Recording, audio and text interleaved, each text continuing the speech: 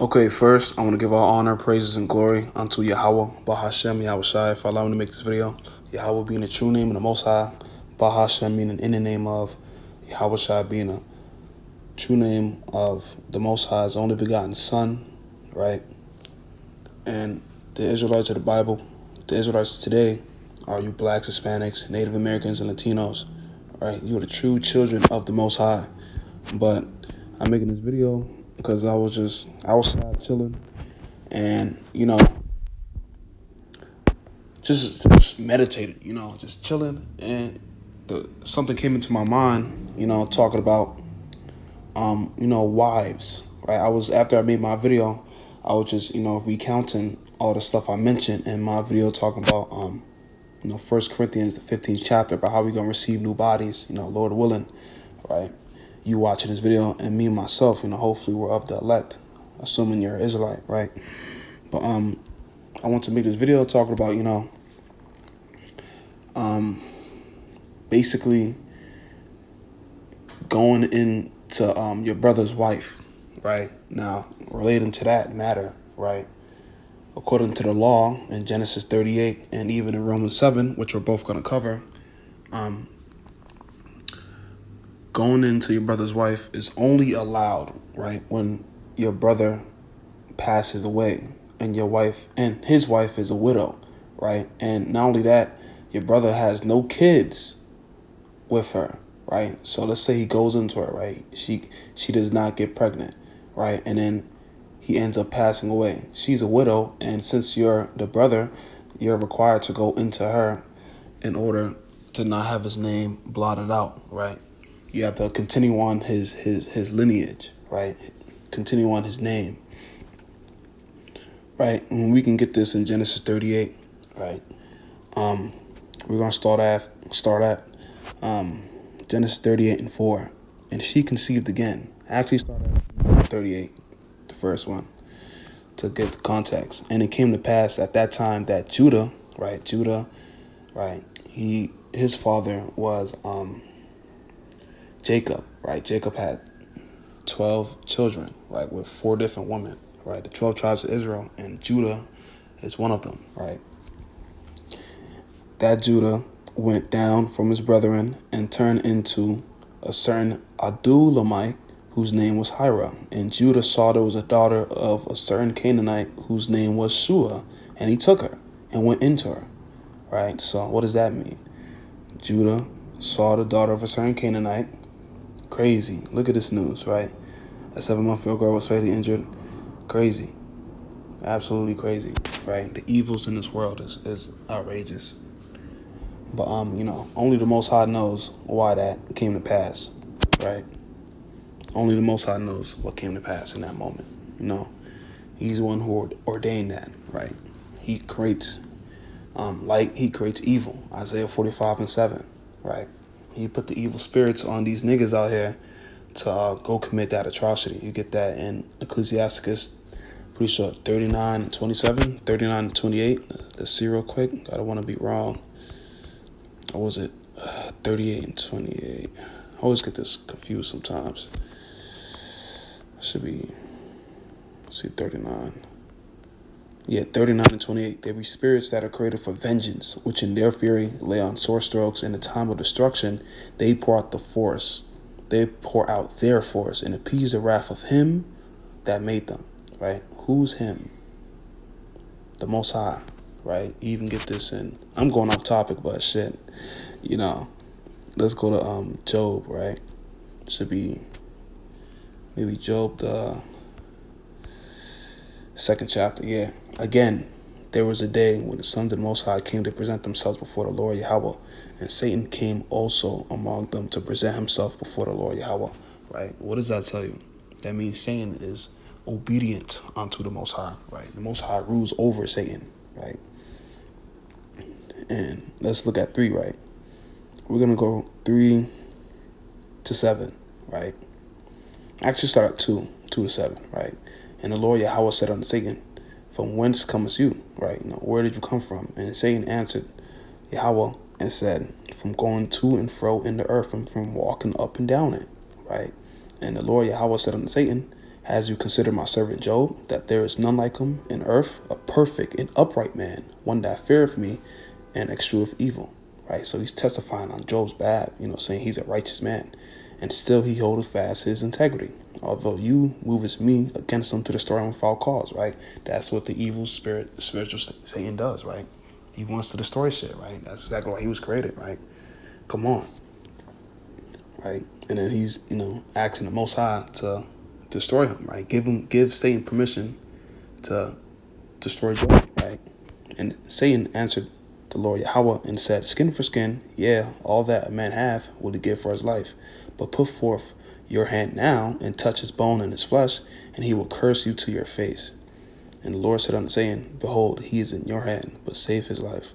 So went Satan forth from the presence of the Lord Yahweh and smote Job with sore boils from the sole of his foot onto his crown. So what you get from right there is that Satan asked for permission, right? He literally said, hey, I can test him right now, right? Put forth your hand and smote him, right? Smite him with sore boils, right?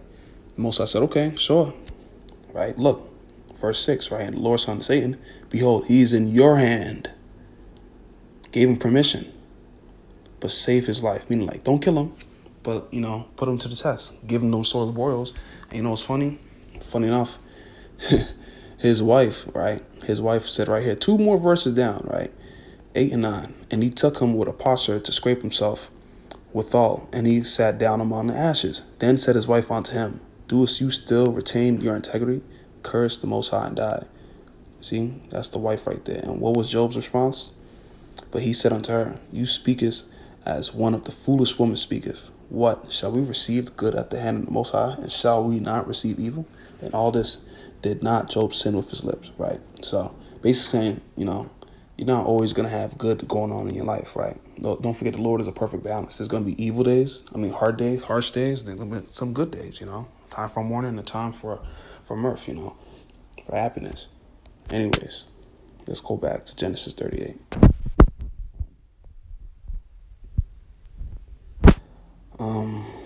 Yeah, right? So Judah went into Shua, right? Meaning sex, right? And she conceived and bare a son, and he called his name And she conceived again and bare a son, and she called his name Onan. And she yet again conceived and bare a son, and called his name Shelah. And he was at Shazab when she bare him, right? And now let's jump down, right? Verse 7, and Judah's firstborn, was wicked in the sight of the Lord Yahweh, and the Lord slew him, right?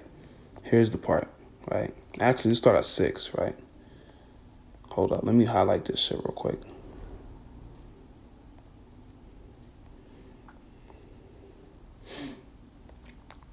It's a good chapter, too. It's a really good chapter. But I want to get to the main point, right? 4, and she conceived again and bare a son, and she called his name Onan. And she yet conceived and bare a son, and called his name Shelah. And he was at Shazab when she bare him, right? So, and Judah took a wife for his firstborn, whose name was Tamar, right? And Judah's firstborn, was wicked in the sight of the Lord Yahweh, and Yahweh slew him, right? Here's the main point. Judah said to Onan, go into your brother's wife, right? Don't forget his brother is right? Who was Ur's wife? Tamar. So Judah said, Onan, go into Tamar, right? Because Onan died and didn't have any kids, right? No, Shalakia. Died. Okay, I had to stop recording. I got distracted, right? Something came up. Anyways, right? As I said before, I made a mistake. Was killed by the Lord, right? He was killed. However, don't forget he had his wife named Tamar. He had no kids. No kids, right? No kids. So Judah said to Onan, go into Er's wife, Tamar, right? Right here in verse 8. And Judah said unto Onan, go into your brother's wife and marry her and raise up seed to your brother. See, raise up seed, right? And Onan knew that the seed should not. And for some reason, my phone audio messed up, so I'm going to just read it here, right? And Onan knew that the seed should not be his, right? He's thinking that his brother, should be the one going into his own wife, Tamar, right? Not him. And it came to pass when he went into his brother's wife that he spilled it on the ground. What does that mean? That means when it was time for him to let loose inside of her, the semen, right? He spilled it on the ground, lest that he should give seed to his brother, right? Now this means that the wife can't have offspring, right, with him, right?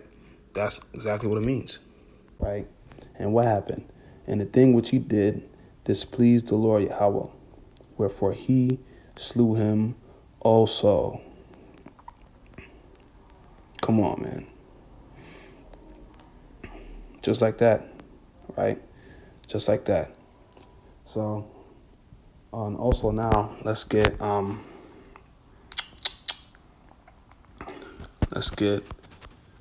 Romans 7, right? Get more proof of this. There's probably also another verse that specifically says you have to go into your brother's wife, if he dies and has no kids, but I can't remember it right now. But that's even if. But then again, you still get that from Genesis 38, right? And we're about to get that. We're about to further that in Romans, the 7th chapter, right? And this is mainly talking about, the law having dominion over man as long as he liveth. So if you got Christians out there, right, saying that, the law is done away with. No, the fuck is not. Right. Romans 7:1. Know ye not, brethren, for I speak to them that know the law, how that the law have dominion over a man as long as he liveth. Right. Anyways, let's get 2 and 3 and close out, right? For the woman which have an husband is bound by the law to her husband so long as he liveth. Right. But if the husband be dead, she is loose from the law of her husband. I don't even need to explain that. That shit's right there. So then if, while her husband liveth, she be married to another man, she shall be called an adulteress. But if her husband be dead, she is free from that law, so that she is no adulteress, Salakia. So that she is no adulteress, though she be married to another man. Right? There you have it. Okay? Afterwards, I made a video. I said, damn, there might actually be a verse or scripture out there that talks about actually going into your brother's wife, if he dies and has no kids, right? And I found it, Deuteronomy 25, 5-10. And I'm pretty sure when I searched it up, it said verses in Luke and other stuff, right? Other books, right? But I'm just focused on this to get it right out there, man. This is the NIV, right? If brothers are living together and one of them dies without a son, right? What happened? He died, right? His widow must not marry outside the family. Her husband's brother, who was a husband's brother in that case, right? Onan, right? Shall take her and marry her sex, right? What happened? What Isaac and Rebecca did, right? They went in the tent, married each other, right? They put rings on each other? No, they went straight in the course, right? And fulfill the duty of her brother-in-law to her, right? That's his job to do that. The first son she bears shall carry on the name of the dead brother, so that his name would not be blotted out from Israel. What I said, right? 7. However, if a man does not want to marry his brother's wife, she shall go to the elders at the town gate and say, my husband's brother refuses to carry on his brother's name in Israel, right?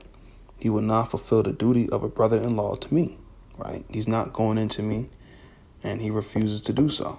Right. Then the elders of this town shall summon him and talk to him. If he persists in saying, I do not want to marry her, his brother's widow, right, shall go up to him in the presence of the elders, right, highlight this, take off one of his sandals, spit in his face and say, this is what is done to the man who will not build up his brother's family line, right? That man's line shall be known in Israel as the family of the unsaddled. That is the rules, right? Now, with that, I'm going to give all honor, praise, and glory unto Yahweh Ba'ashem Yahushai for allowing me to make this video, right? Peace, grace, and mercy unto the hopeful elect, to the brothers and sisters, and this truth out there. And Lord willing, you were edified. Lord willing, you see me the next. And with that, I'm going to stay strong. Shalom, shalom.